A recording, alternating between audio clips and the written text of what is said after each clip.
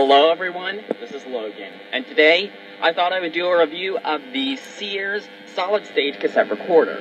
Now, I'm basically doing this just because, well, these things seem to be relatively popular on my channel, so I figured, why the heck not? So anyway, let's take a look at this thing.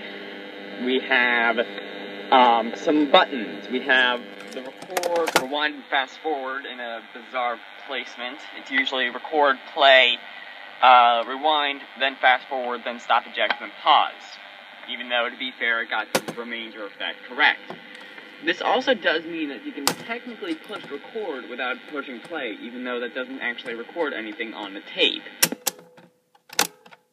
Visual aid.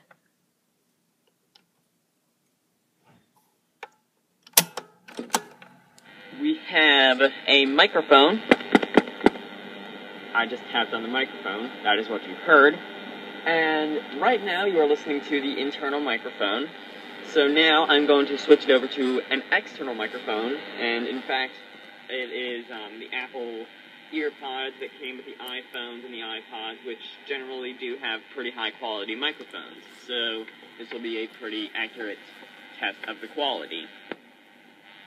I am now recording with the external Apple EarPod microphones, and I will finish the review with that. As I said, we have a microphone. We also have a time counter, which does not seem to work in the slightest. We have auto stop, which I have no idea what that means, but I've seen this on cassette recorders before, so it isn't really unique to this one.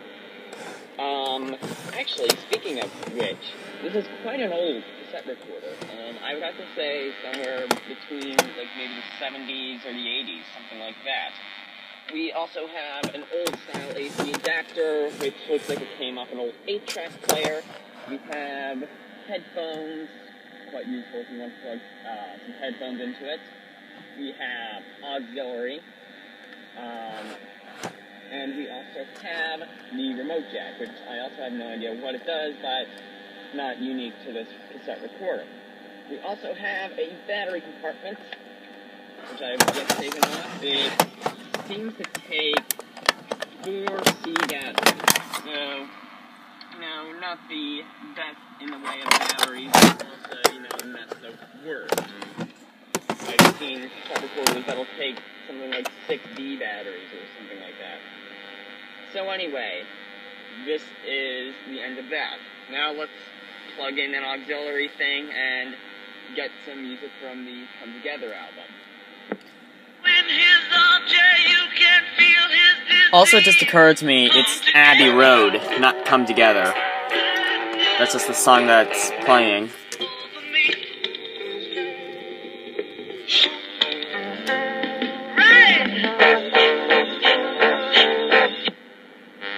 So yeah, not too great. Also, something else I kind of forgot to touch on is some of the problems with this that hopefully someone watching will help me fix. The first problem, as you can hear, is that the speaker quality is, the speaker is, not too bad, but the problem lies in with this weird buzzing noise that you can probably hear. Even though the bright side to this, if I were to swing it around, I could pretend like I have a really old and ugly lightsaber. So, there are a few positives there. The second thing you might have noticed is that it seems to have some sort of fluttering. I think they call it fluttering problem. Or like I think it might have something to do with the speed controls, but it might also help to clean the heads. I couldn't be sure on that, but I don't know. And I'm kind of surprised because when I got this from Goodwill, it had pretty good looking. It looked pretty good, like it wasn't like beat up or anything. So this must have just happened over time without the owner really doing anything with it. I should have ended that with, "This message will self-destruct in 10 seconds. Because, let's face it sounds like something from Mission Impossible. Two things I kind of wanted to try with this thing, just out of pure curiosity. The first one is, how does it work with factory tapes? Does it sound any better? Well, let's find out. So this is Queen's Greatest Hits, I believe, or something like that. Let's play. This is a song you will most likely have never heard of in your entire life. Kicking your can all over the place, singing, we will rock you. The speaker goes really loud. We will rock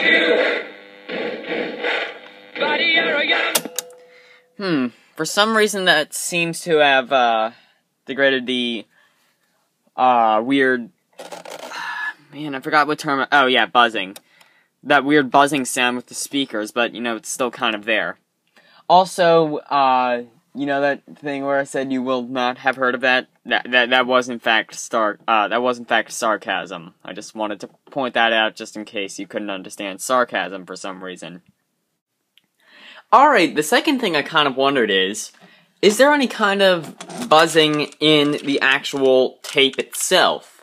Maybe either A, from the microphone hearing the speaker, or B, maybe it could just be partially the tape. Because, I mean, think about it. You know, the Queen cassette that I played earlier didn't have as much buzzing as this thing.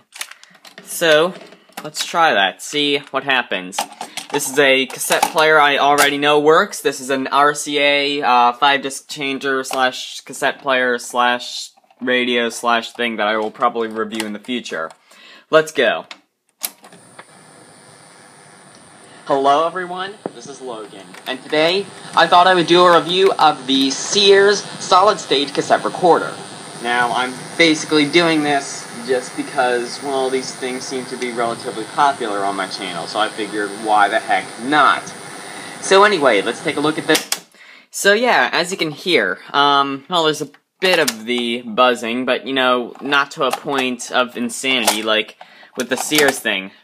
Again, if anyone can help me fix that Sears cassette recorder, you know, please send me a comment or a personal message or something like that, but otherwise. Anyway, bye.